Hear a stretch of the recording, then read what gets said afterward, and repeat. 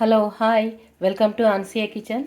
ఈరోజు recipe corn ఈజీగా చేసుకునేటట్టు ఈజీ కార్న్ పులావ్ చూపిస్తాను నేను. ఇక ఒక కప్పు ఒక గిన్నెడు చిన్న ఒక గ్లాసు బియ్యము, దానికి కావాల్సిన పదార్థాలు. ఇప్పుడు ఒక కప్పు ఒక కార్న్ అనమాట, ఇది స్వీట్ కార్న్ మక్కబుట్ట ఒకటి ఇత్తులు తీసి పెట్టుకున్న, ఒక స్వీట్ కార్న్ మక్కబుట్ట ఇత్తులు, ఒక గ్లాస్ బియ్యం, ఇది కాల్చినంత పుదీనా, 2 పచ్చిమిరపకాయలు, ఒక ఉల్లిగడ్డ, కొద్ది గరం మసాలా, అల్లం వెల్లిగడ్డ పేస్ట్ కావాల్సినంత, తగుపడ ఉప్పు, 2 ఎర్రమిరపకాయలు. ఇప్పుడు చూడండి ఎంత ఈజీగా, చాలా బాగుంటుంది కార్న్ పులావ్. ఇక్కడ నూనె వేసుకున్నాను నేను, కావలిస్తే మీరు నెయ్యి కూడా వేసుకోవచ్చు. నెయ్యి కానీ ఇంకా వేరే ఏమన్నా బటర్ ఏమన్నా ఉంటే కూడా వేసుకోవచ్చు. నేనైతే ఇక్కడ నూనె వేసుకున్నా. 2 అది ఎర్రమిరపకాయలు వేసిన, జీలకర్ర, ఉల్లిగడ్డ,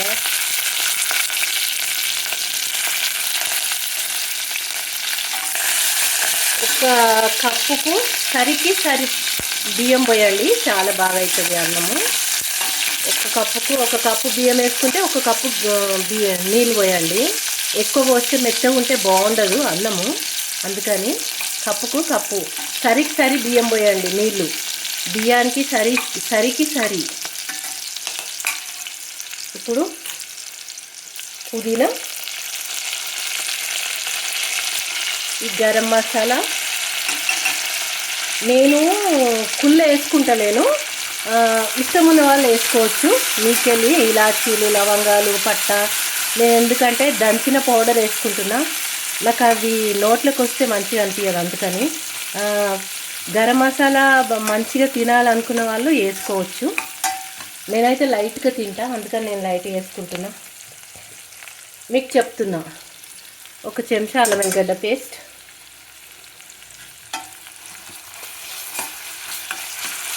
సగపడా ఉప్పు,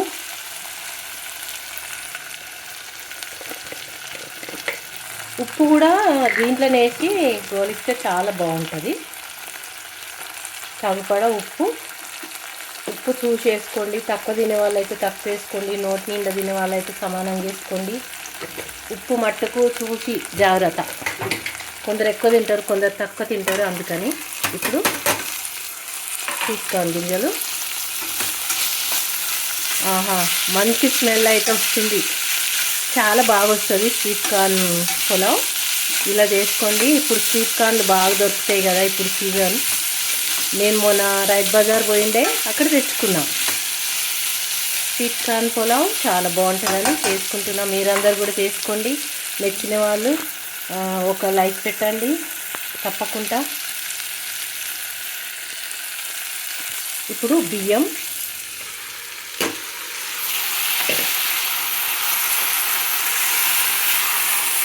ఇంతే, ఇది మంచిగా కలబెట్టి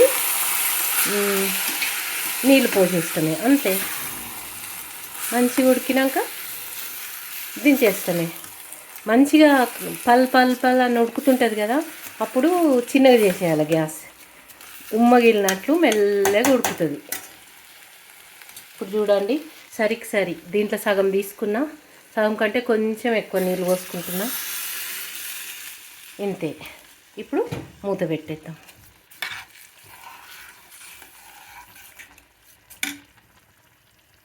మూత పెట్టేద్దాం.